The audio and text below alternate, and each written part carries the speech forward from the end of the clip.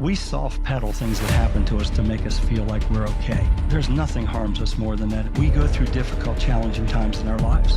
We earn, not learn, we earn lessons from those experiences. Just ask yourself, is there something you're hiding that you really just need to allow yourself? Each of us is gifted with a journey when we come to this planet. On that journey, we will experience a lot of things. There will be some very challenging moments that test us. And it is within those challenging moments that tested us that our most valuable lessons lie.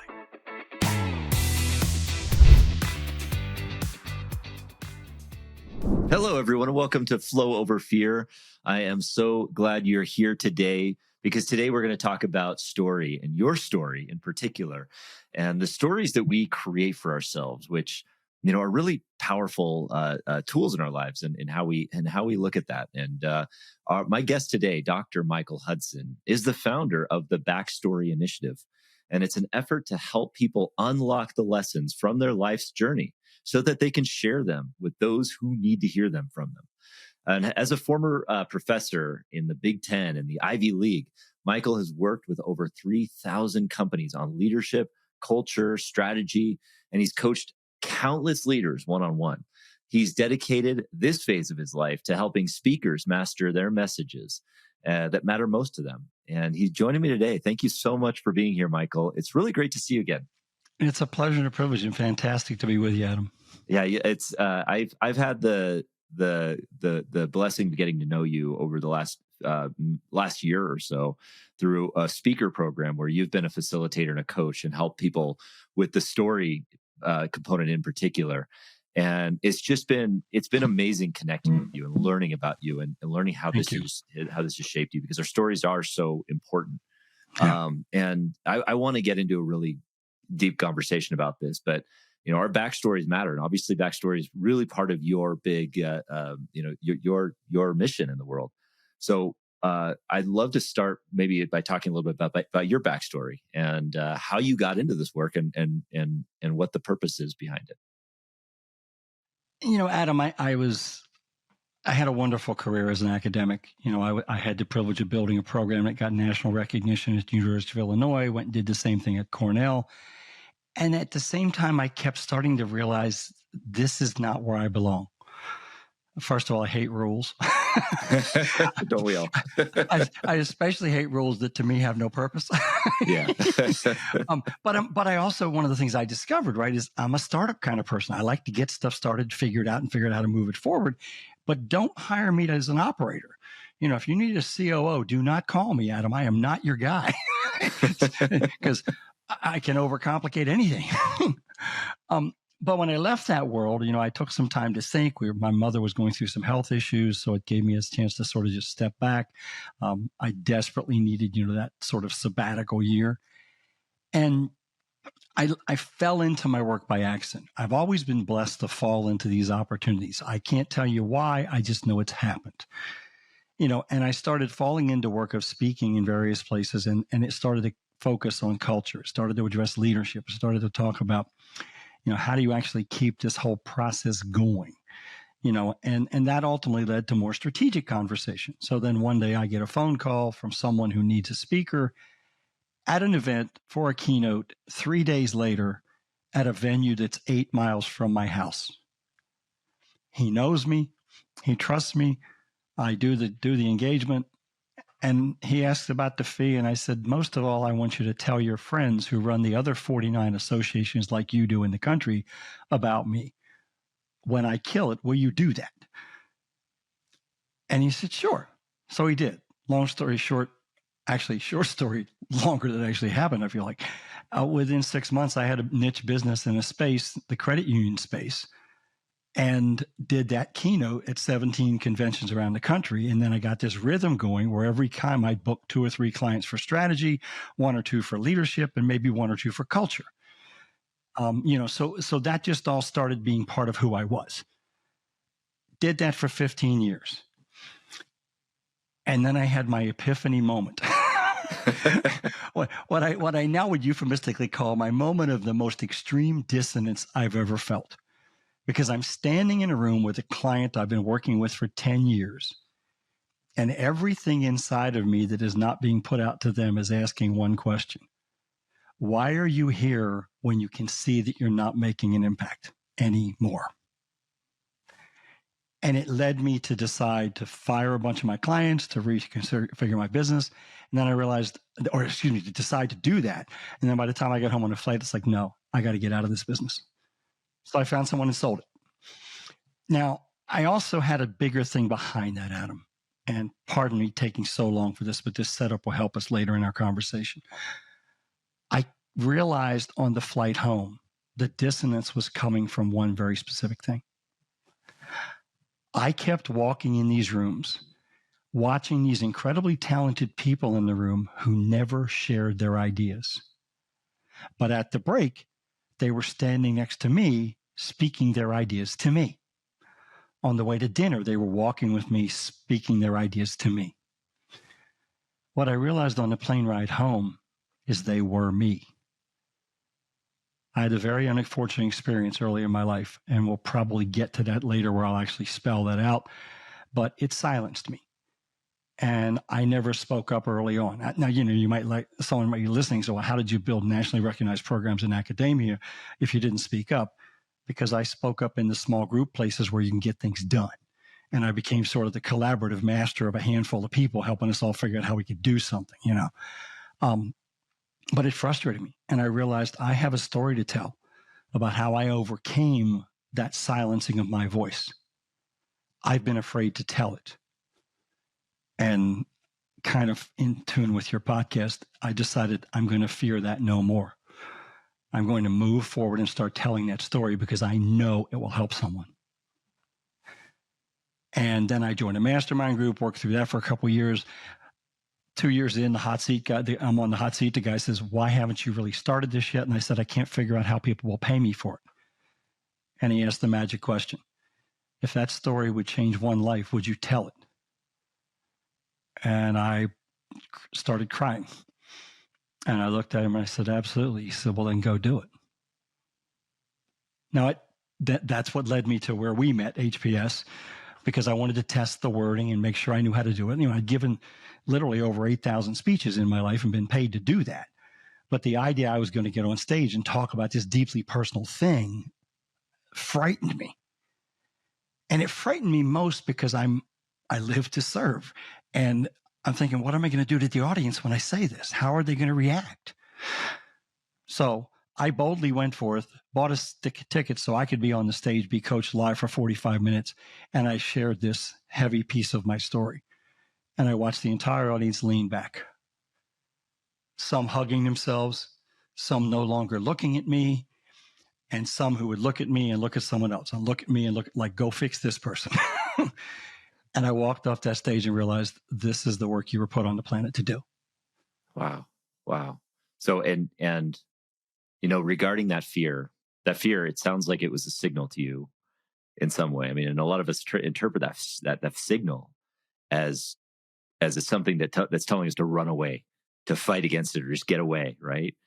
Do you feel that? I don't want to put words in your mouth. How do you interpret that fear? What it was telling you? What was that telling you?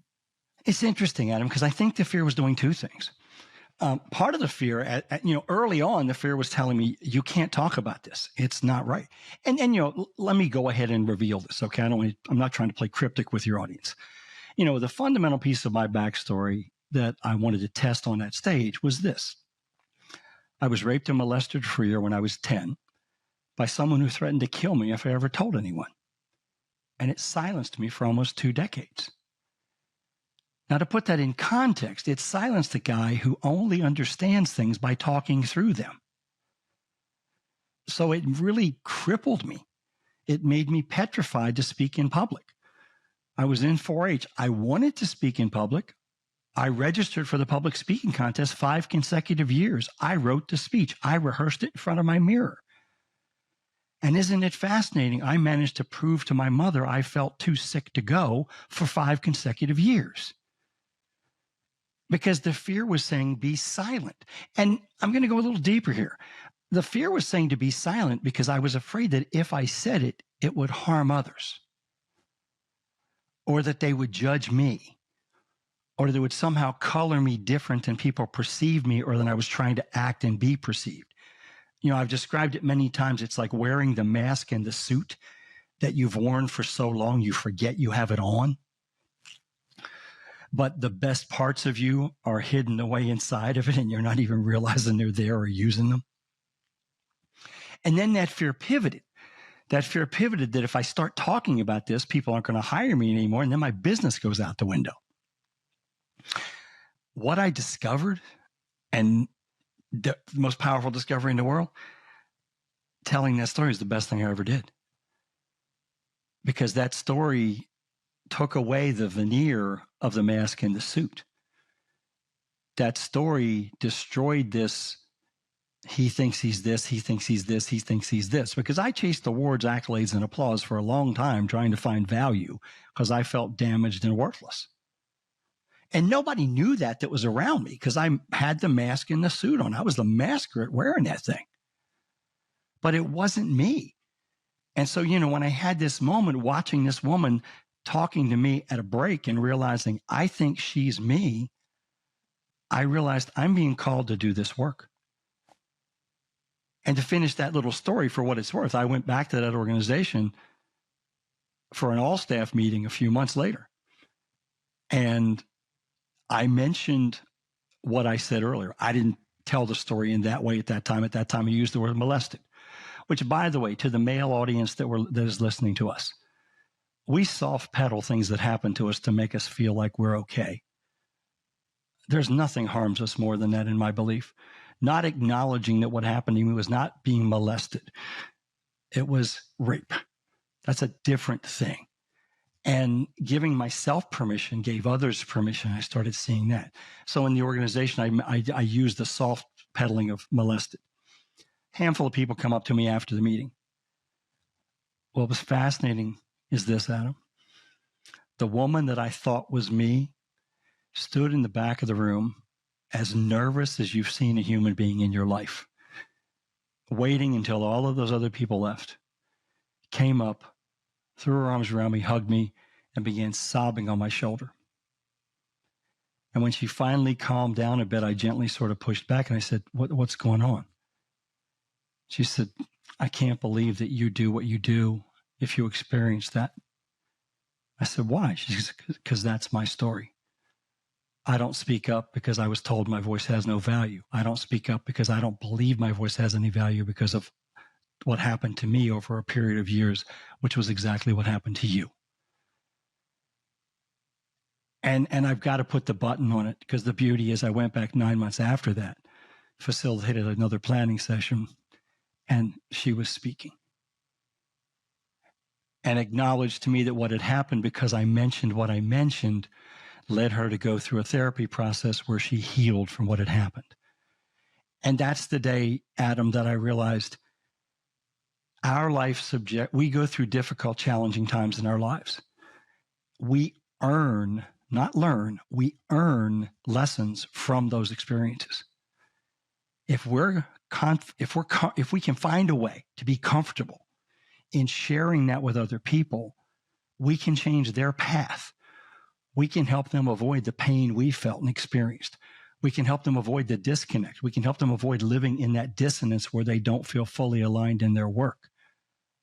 And it doesn't take much, because if we call back to what I said a few moments ago, that 3-sentence story is all you needed, right? You don't need any more. See, we think we can't talk about this kind of stuff because we think, first, we're not allowed.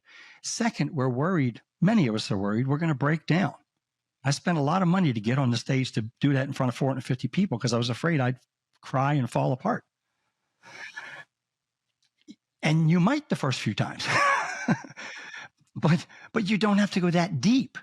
The other thing is this: if you go too deep, you actually reduce your impact.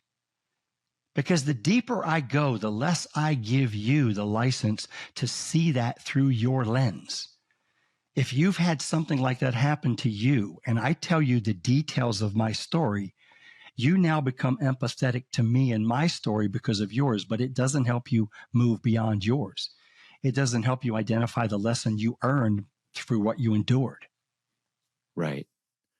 And that's to that point, in hearing this, there's obviously that's such a traumatic event. And I know that there's a lot of people listening who may have experienced their own significant traumatic events that they just haven't shared on yet, or they haven't addressed. Um, but that there may be a few steps between, getting on the stage and sharing about it necessarily.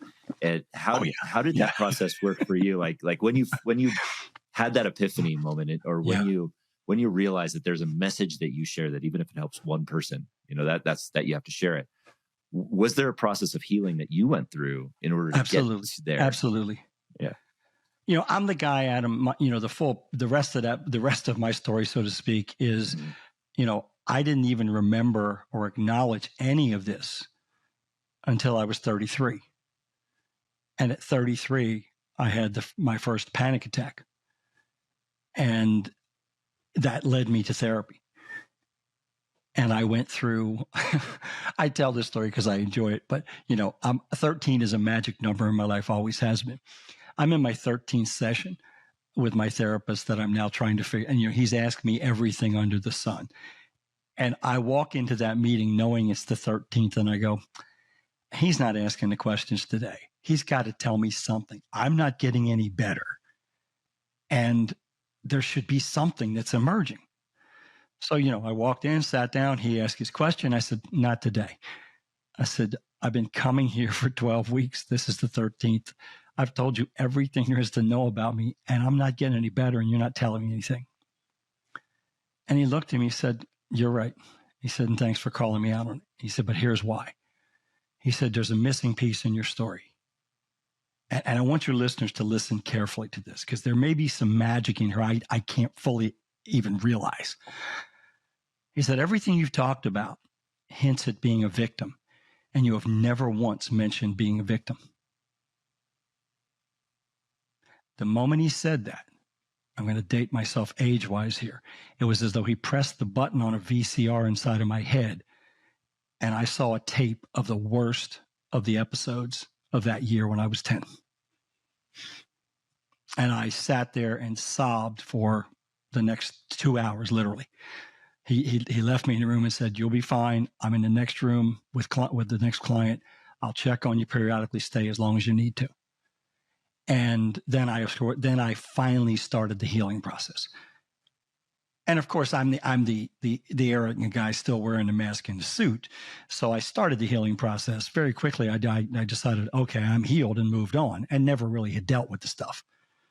And part of my mission is to help people not wait as long as I did.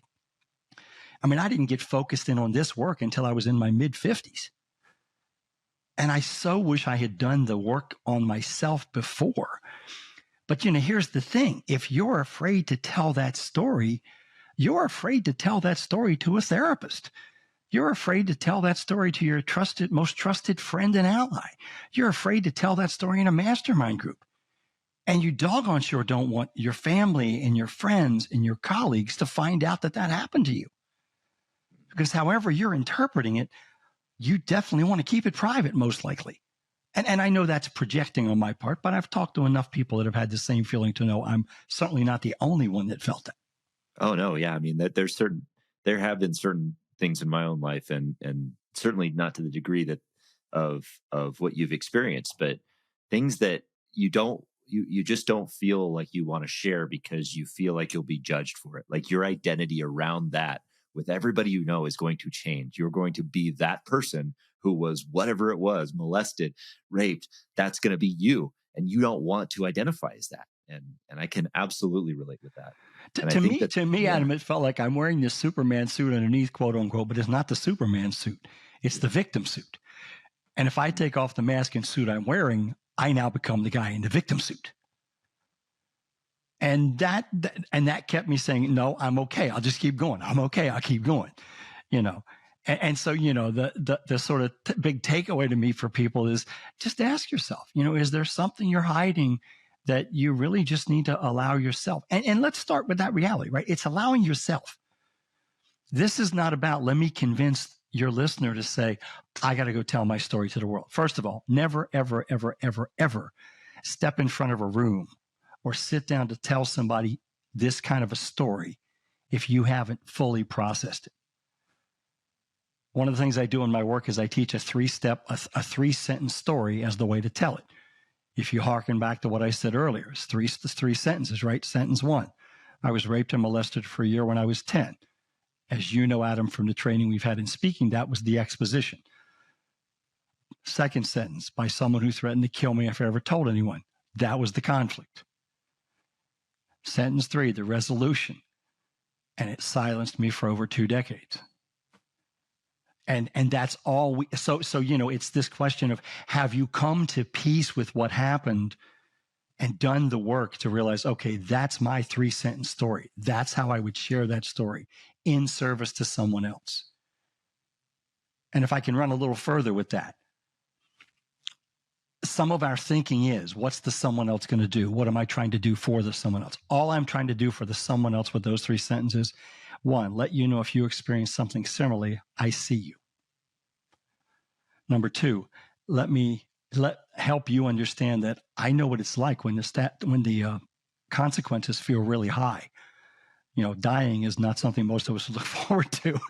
So the threat to be killed is a silencer. But 3, to think about, okay, what did it really do to you? Because there's another deeper reality here that's so hard to hold on to and even think about. What it did to you is really determined by how you choose to see it. And that can't happen in the moment. But as your life moves forward and you go through experiences, there comes a time when you realize, I can define that as what I want it to be. Doesn't mean it didn't matter. Doesn't mean it wasn't hard. Doesn't mean it didn't struggle. Doesn't mean it didn't hurt. But I can say, here's what it was. And, in my work, I made great progress, and then COVID hit, which just stopped it in its tracks. But yeah, that did it for a lot of people. That's for sure. Yeah. And I think that's an important point that you made there too, that sharing your story, and I've heard this before, and it sounds like kind of what you're touching on was, don't share from your scars, not your wounds, not your open wounds. And how do we, and it sounds like you kind of answered it there. My next question there, which is, how do you know when you're ready to share that story? And it sounds like what you're saying is that it's when you feel like you have processed it enough to be able to help other people with that. Is that accurate, or how are you feeling? I think that's an accurate depiction, Adam. I think it's that when you realize you understand something in a way that can help you create a connection, and you're comfortable being vulnerable enough to tell your story to create that connection, and then willing to deal with whatever that creates. Because some people aren't going to be open when you do it. You're gonna make some people going to walk away. And you have to come to peace with how you deal with that. Now, the way I've come to peace with that is this. My fundamental belief is each of us is gifted with a journey when we come to this planet. On that journey, we will experience a lot of things. We will learn a lot of things. And there will be some very challenging moments that test us. And it is within those challenging moments that tested us that our most valuable lessons lie. Because those are lessons we earned and that we own in our bones. When we realize the value of those lessons to other people, and we disconnect ourselves from the immediacy of a response from the other person, I think this is critically important, Adam. Disconnecting myself from the immediacy of response. Now, there's 2 things you do to do that. Number 1, you pay very careful attention to the signals you're getting to know if this is a person who is ready for this. And you have to it's almost like you have to map the runway of how do you move through to understand, do they fit? I also want to bring in the esoteric thing in some people's minds, perhaps, that I think is the most valuable thing. The universe will tell you. I have literally stood in rooms and looked at somebody across the room I've never met and known I need to go talk to that person. And within 5 minutes, they've told me something that they've never told anybody else. And I just believe there's this universal connection. Because when you're living in alignment, I don't know how we want to get esoteric here and beyond my knowledge gift, actually, but you create this attraction thing. The people that need you come to you, and the people that don't need you understand that, and you understand it, and you both go in your separate directions, and it's fine. But if you're at the point where you want to do that, you got to figure out, what's the runway? How do I assess, is this a time to tell it? The other thing you have to do And we teach this in front of, as for, the public speakers in front of the room, but it also matters for you and me one-on-one. If you and I met at a business reception and I felt like I should share that with you because of something you said or something I felt or some vibe I was getting, or because I had already said it on stage and you would come to me to talk to me this thing, I still need to remind you before I tell this that I'm okay, because I'm not trying to solicit an emotional response and an empathetic response from you to heal me. I need you to let you know you're going to be okay. But I'm sharing this because I think it might help you in your work, or I'm sharing this because my sense is you may know what this feels like, or I'm getting this sense that maybe there's someone in your, whatever's driving that. And you got to build that rhythm over time, right? This doesn't, you don't perfect. I haven't perfected it yet. I've been working on it for 7 years. But it's that, so you set it up. That's what I learned when I went on stage that day, because the first time I came out, I didn't set it up. So I went back the next time I came out and I said, look, what I'm going to tell you right now is not going to be easy to hear. For some of you, it's going to take you to a place, it's the last place that you want to go. I want you to know you're safe. We're not going deeper into that. For some of you, you're going to worry about me. I'm fine. I've learned what this meant to me, and I'm here to share it because I believe it can serve you. For others of you, you may be worried that I'm going to do some sharing exercise afterwards, and there's no way we're doing that. Right. So now I've got a little bit of a lightness before I drop that heavy three-sentence story on you. Hey, everyone, I interrupt this program to introduce you to a powerful tool that will help you gain clarity on your vision and accelerate your growth and achievement. If you're listening to this show, it is likely that you have an exciting vision for your life. But the problem is that we often get caught up in the day-to-day. We get distracted. We face uncertainty, overwhelm, and self-doubt. And as a result, the gap between where you are and where you want to be seems insurmountable.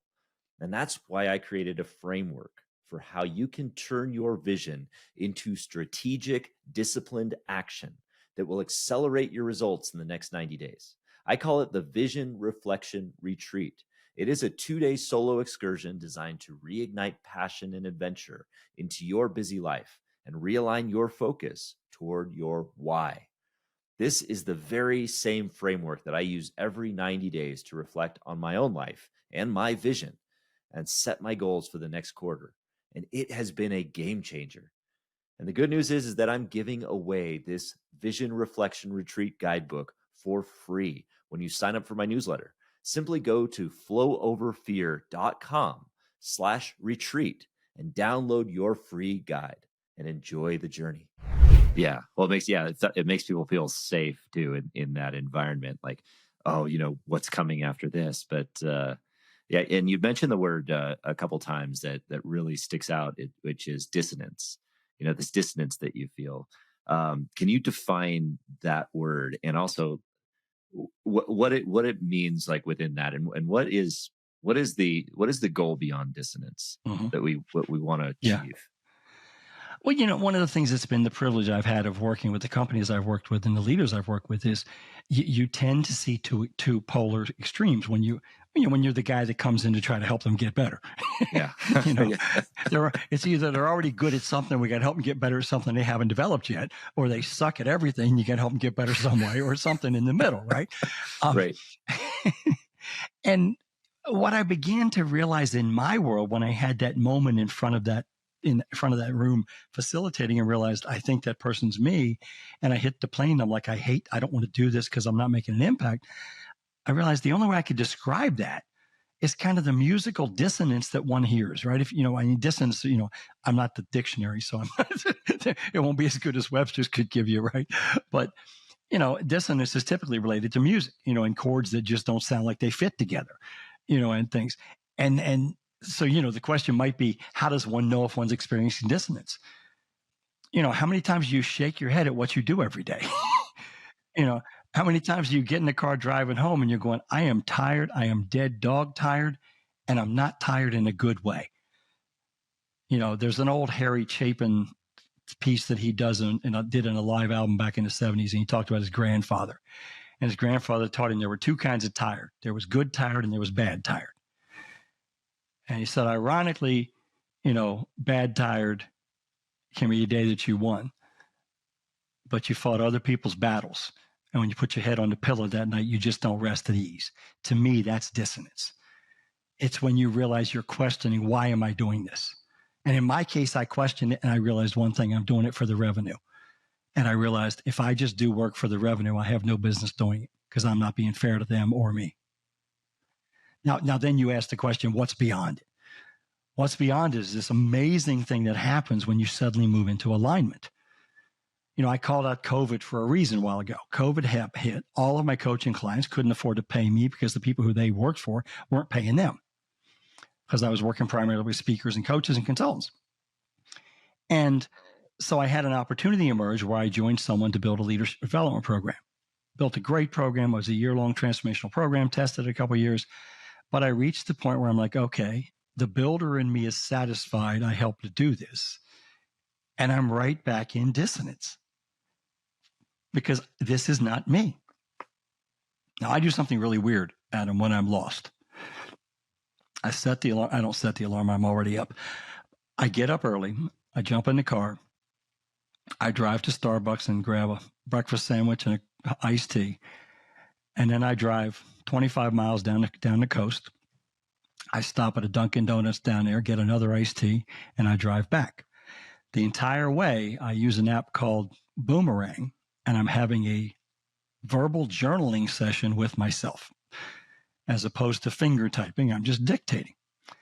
And I do those rides when I'm trying to figure something out.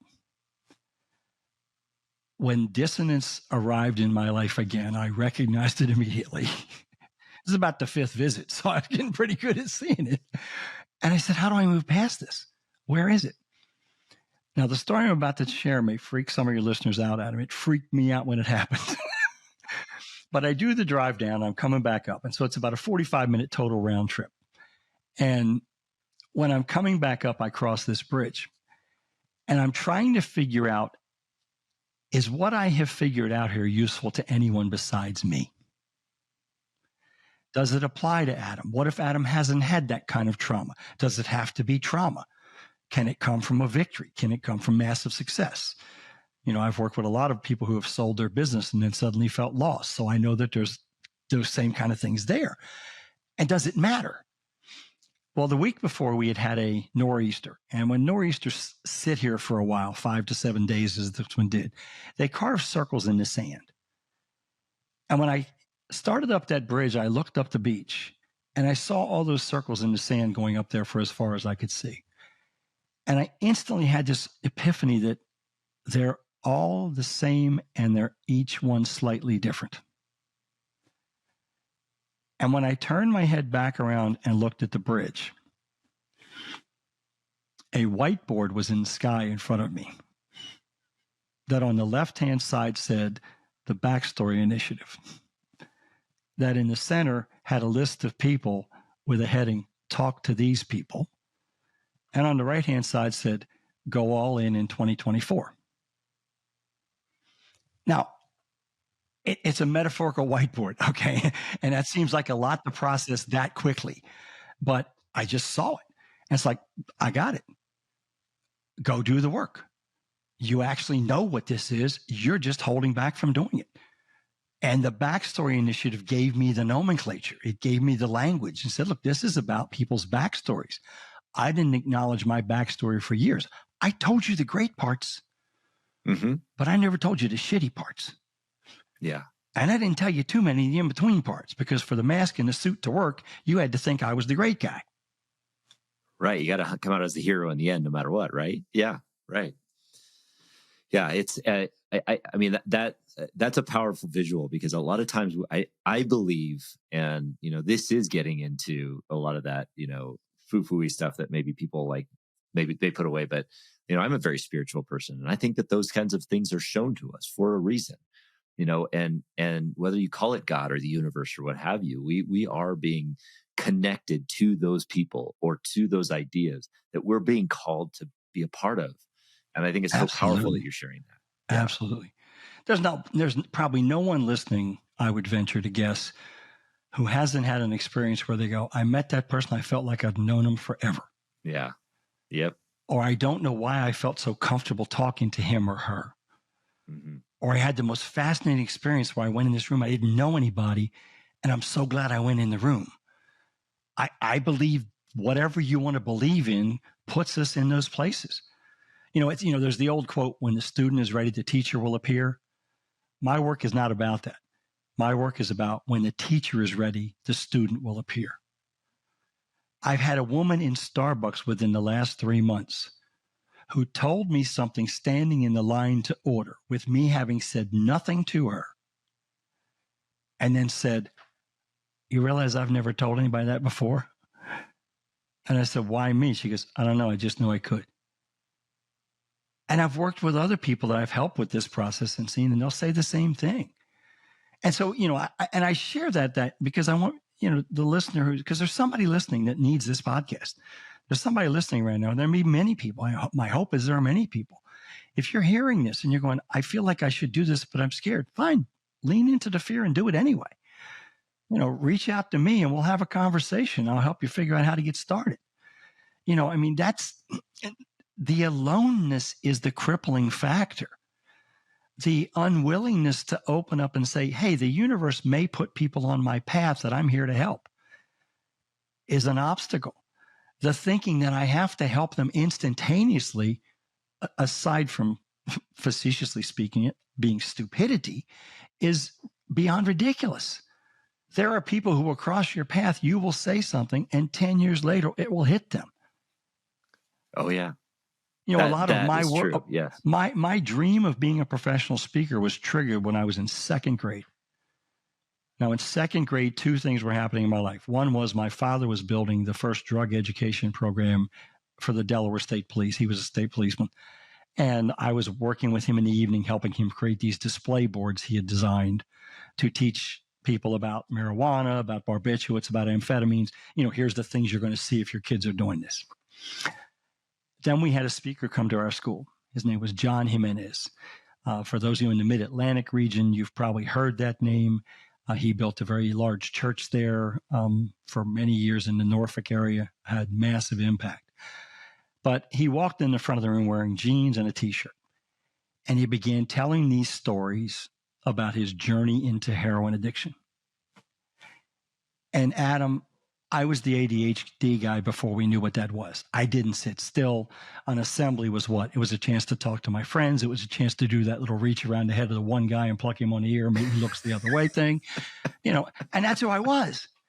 Right. And all of a sudden, this guy is standing in front of this room, and I realize I have my elbows on my knees, leaning forward, listening to every word this man is saying, hearing him tell this vivid story about recovering, and then one day finding himself leaning against the phone pole, watching a house, waiting for the family to leave to go to work so he could go rob them to get his next fix because he had fallen back into addiction. And that day, I want to do that. I want to be that person in front of the room doing that, helping people. Because I know, obviously, I was triggered about the helping side, but what I knew my dad was doing. It took a long time. That dream never left. And fortunately, I was blessed to be able to find a way to make it happen. But he was telling us what? His backstory. The woman who I shared with you before we started recording that was in the workshop I did this past October. And at the end said, I never realized how much I was harming my clients by not sharing my story. Because here's the thing, right? Even if you're a leader, if you're a salesperson, if you're a line worker, whoever you are, there are people in your life that want to connect with you at a deeper level. We all want to be seen. We all want to be understood. We all want to be acknowledged. When we share that deeper stuff, we create the connection at a level that you can't create any other way. You know this as a leader of a company. The time you spend having a casual conversation that has nothing to do with the person's performance in the job with an employee pays off in spades at the end because you change the relationship. They know you care. And if it's manipulative, it won't work. But if you genuinely care, well, sometimes genuine caring means I'm seeing this person struggle. I know that if I shared with them the lesson I earned from my difficult experience, it might help them. Let me take that chance. Let me trust that whether they're ready for it today, whether it's going to be 6 months from now, 10 years from now, or whether it's not actually for them, but for someone who will cross their path that they'll be able to share with and have the impact. I think we get too caught up on, is my work impacting immediately? Yeah. Oh, yeah. Yeah. Yeah. I think I feel like we get 2 or 3 or 4, 6 steps ahead a lot of times, that we're just like, we want to be here, and we're here, and we don't want to. And so we don't want to start because it's intimidating. And so for that person, I feel like there may be people listening that are thinking like, okay, yeah, I get it. Like owning the backstory and really creating that, and making that backstory mine, and being ready to share it. But I don't want to get on stage and share that. Oh, absolutely. Like, Absolutely. Yeah. So I do how 90% of my sharing in one-on-one conversations and right. sitting around a dinner table with people. Yeah. I mean, it's and it may not even be about sharing, right? It starts with owning. The journey here, the journey I guide people through to get them to alignment, because alignment's such a different thing. Where we're seeking is embodying alignment. And in my definition, if you embody alignment, it means you have no dissonance in your world. You're not driving home being frustrated by the day because you didn't get to be you, or the best parts of you never got utilized. You're instead driving home going, what I did today aligned with who I am. By the way, a good sign you're out of alignment is if you feel like you always have too much stuff to do and too little time to do it, and you realize you hate most of what you're doing, or at least a good portion of it. You're out of alignment. What's amazing about alignment is it's liberating. It's liberating in the sense that you know what to say. I don't know, have you ever had those conversations while you're driving to a meeting, the 10 different ways this is going to go? Oh, yeah. Here's what I'm going to say if he says that. Well, if she says this, I'm going to do this. If they say this, I'm going to do this. And then you get none of those scenarios happen, right? Yeah, none of those happen because and the thing is, you don't need to do that as much when you're in alignment. Yeah. And part of this is you're standing on the ground you believe in, that you will defend. Mm-hmm. I will defend my argument to the death that we each have stories. We tell 3 of them, actually. We have the public, polished, pretty story that is there in service of us in our career. Nothing wrong with it. It's protected and we control it because we write it. And if we don't speak it, we're writing it for someone else to speak. Then we have the story that we tell that 150 people that we're supposedly connected to. And to be clear, that's a whole bunch of stories, right? Because there's some you tell a lot, some you tell very little to. And then we have the story that our brain, that little devil on your shoulder, tells you all the time about who you are. That's nowhere near accurate or true, but was created by something, and often created by a very difficult moment in your life. So if we examine those, what happens is we can say, okay, let's look at those stories. And they are how we currently are telling people about the journey we have traveled. Well, the next logical step to me, Adam, is you go look at the journey. What were the highs? What were the lows? And you just do a timeline of your life, and you sort of assess what were the highs or the lows. And, from there you say, okay, so that's my backstory, the good and the bad, the bad and the ugly of it. So now what do you need to do? You ask a question. How can I reframe that to serve me and the people I'm here to serve better? And if I can figure out how to reframe it to serve me and the people I'm here to serve better, I've done something. And then I can go back and change those original stories the way they need to be. So we reframe it. Well, how do you reframe it? You do the hard work. You accept the fact that I have permission to choose whether this is good or bad. I am the one that's making the interpretation. It is not a factual interpretation. It is an assessment of the impact, right? And I take people through, let's look at the negative ones, those most negative ones. What came out of that? And the reason we do the journey timeline, Adam, is this. And you know this before I even say it. You're already thinking what I'm getting ready to say. What most of us discover is that really negative moment back here is the only reason that really positive moment out here was ever able to happen. Bingo. Yeah. That is so 100% true. Had I not chased applause, awards, accolades, recognition, and tried to be the best, I would never have done what I was able to do in the academic world. And I don't say that bragging on me. It has nothing to do with that. It's that gave me the drive to do things differently. It gave me the ability. Now, longer term, do I think it served me? In the short term, yeah. And did I learn a lot? Yeah. Did it equip me to help people better? Yeah. So it was worth every bit of it. But would I do it different today? Yeah, because I see it different. But I can reframe it now and say, hey, what I learned is this. Because I was always very good at bringing other people into the process, but I always was even better at making sure that I got the accolades. And I regret admitting that. I don't regret admitting it. I regret that I was that way. And I'm admitting it in the hope that someone maybe listening that needs to realize that's what you do too. And it's a natural thing. It's a particularly natural thing for those of us who have had something horrible happen to us that we've been running from and trying to figure out how it impacted us and how we can possibly be what we want to be, blah, blah, blah. And, once we've done that, what happens is now we can see the lessons. And so, that's where we identify what those earned lessons are, that handful full of 3 to 5, 6 things, maybe 7 for some people, that I'm here to tell others about. The things that I wish I had knew sooner. And we've done all that work, Adam, it opens this beautiful door to create that 3-sentence story that will start the conversation, that will open the door to make the connection. For me, one of the things I've realized that my side of this work is probably always going to lean towards the trauma side, because that's the most significant experience I have.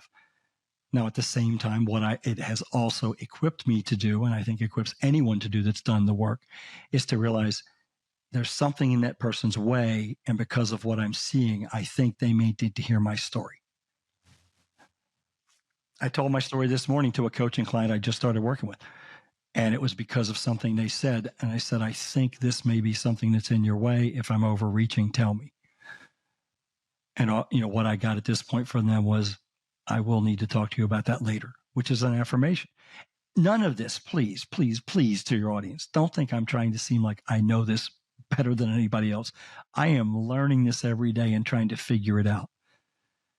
But I consider the biggest blessing I've ever been given in life is the conversations I've had with people, because I finally figured out how to be comfortable telling what I wanted them to hear, in the hope it would enable me to help them more. Yeah, and I think that's the powerful lesson here, is that regardless of whether you're still figuring it out or you've gotten to the end or whatever, and I think we're all just trying to figure out everything. But regardless of that, I feel like the moral of the story here is that our stories can help people, and when we find that connection with the right people, our stories will resonate with them and it'll lead them to help other people as well. So this is how our stories can serve.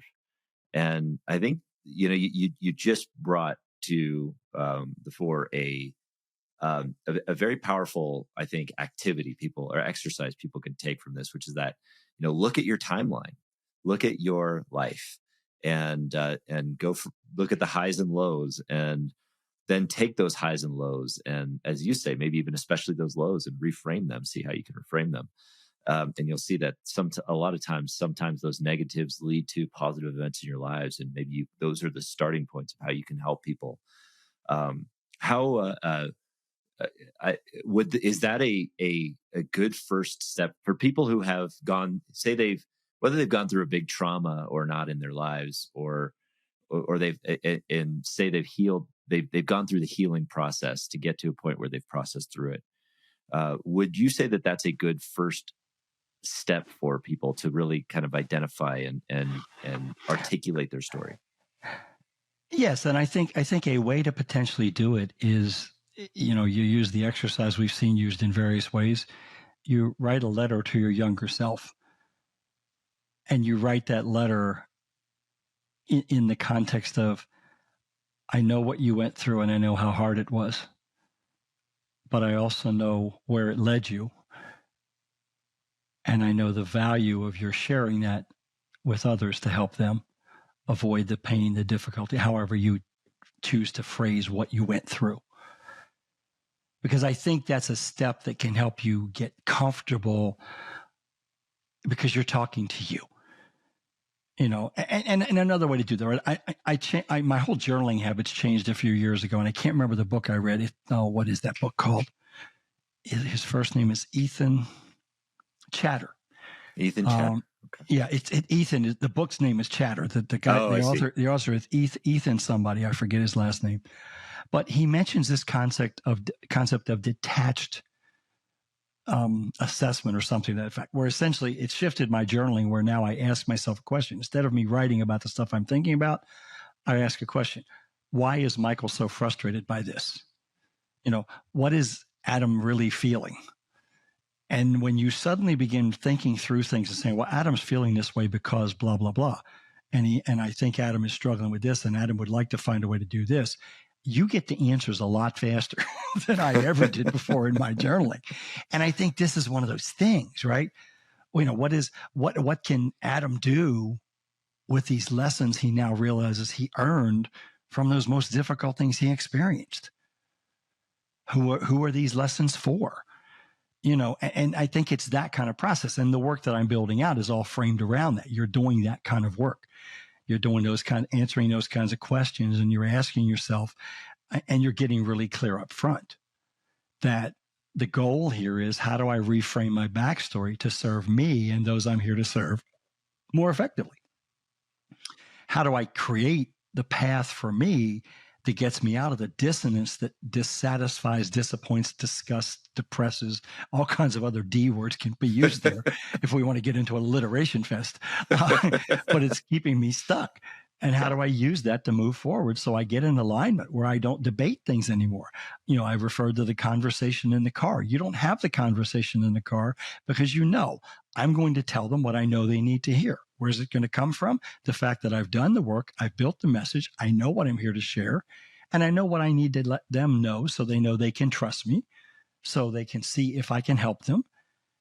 And so they can raise their hand or say, nope, we're not the right fit. And that's fine too. Mm-hmm. Yeah. And it's a lot like, right, what is it, is, the disconnect from the outcome stuff. Yeah. Yeah. And I think that I love how you've provided like some really, really good actions for people to really own their story. And if this episode hasn't gotten the audience to really think about that kind of stuff and really think about where you've come from, the experiences you've had, how you can shape those stories into something that's more empowering for you, maybe something that serves other people, well, then I would suggest you listen to it again and get that piece from it, because this has been a gold mine of that kind of those kinds of tools. So, Michael, I really, really appreciate all of the wisdom that you dropped. I wish we could expand this out to a few hours of conversation, because there's so much more. But you have a great Substack, which is the backstoryinitiative.com, that is a blog on all your thoughts and musings on this subject. Is that the best place for people to reach you? And yes, I mean, and certainly you can connect with me on LinkedIn. I think I'm Dr. Michael Hudson on LinkedIn, because I think when I got in there, I just used I don't recall, but we'll make sure you have the right link, Adam, if you don't already. Excellent. Yeah, we'll get it. But that's a great place. And, don't hesitate to just email me, michael@michaelhudson.com. If this is something that resonated with you and you feel like, I want to start this conversation, or I want to think about this, I would love that. If you read a post on the blog, and honestly, it'll be really clear at the place we are right in this moment in time. I'm getting ready to revitalize and overhaul that a bit, because it's been a hit or miss thing, because it started pre-COVID, then it sort of morphed during COVID, and now it's there. My hope is that by the end of the year, I'll also have an online course that I'll be able to offer about this as a virtual training. I'm going to do a couple more in-person workshops to continue revising and enhancing the framework in a real world scenario. But my goal is really to make this approachable to people so they can do it on their own, because some people will be hesitant to be in a public setting and do it. And I understand that. So one of my big goals is, how do I make it so it's, approachable and doable, no matter how comfortable you are. But certainly, if I can help you, don't hesitate to reach out. And that's not a sales pitch. That's just, there's nothing I love talking about more than this right now. And that whiteboard in the sky told me to keep talking about this until I decide you don't get to stay on the planet anymore. And I intend to do just that, Adam. I love it. That's so good. And everybody out there, look out for that whiteboard in the sky that's telling you what you need to hear, in whatever format that may be. But I've had the privilege and the joy of working with Dr. Michael Hudson. In over the past year, he's helped me to craft my story, or to recreate it through a program that I've been through, where he was facilitating. he's just wonderful, wonderful to work with. A truly authentic person who really deeply cares, and it comes through the authenticity and the honesty that he shares. So Thank thank you. you for sharing Thank your you. story, Michael. It's powerful. It's helping people, and I appreciate you sharing that here as well. Thank you, Adam. Thank you very much. It's Thank been you, an Michael. honor and a privilege to have a conversation. Thanks. And to everyone out there, thank you for joining us. Check out the backstoryinitiative.com and reach out to Michael if you have any questions at michael@michaelhudson.com. And until next time, we will see you soon. Thanks. Thank you so much for joining me today on Flow Over Fear. If you are liking this show, please do me a favor and hit the subscribe button. That way you'll be first to know when I drop a new episode, including interviews or trainings or dad jokes. That's right, dad jokes. Add a little levity to your life. And if you liked this episode in particular, and you think somebody can get something from it, please share it with a friend. And that way we'll spread the message together. Thanks again for joining me today. We'll see you next time.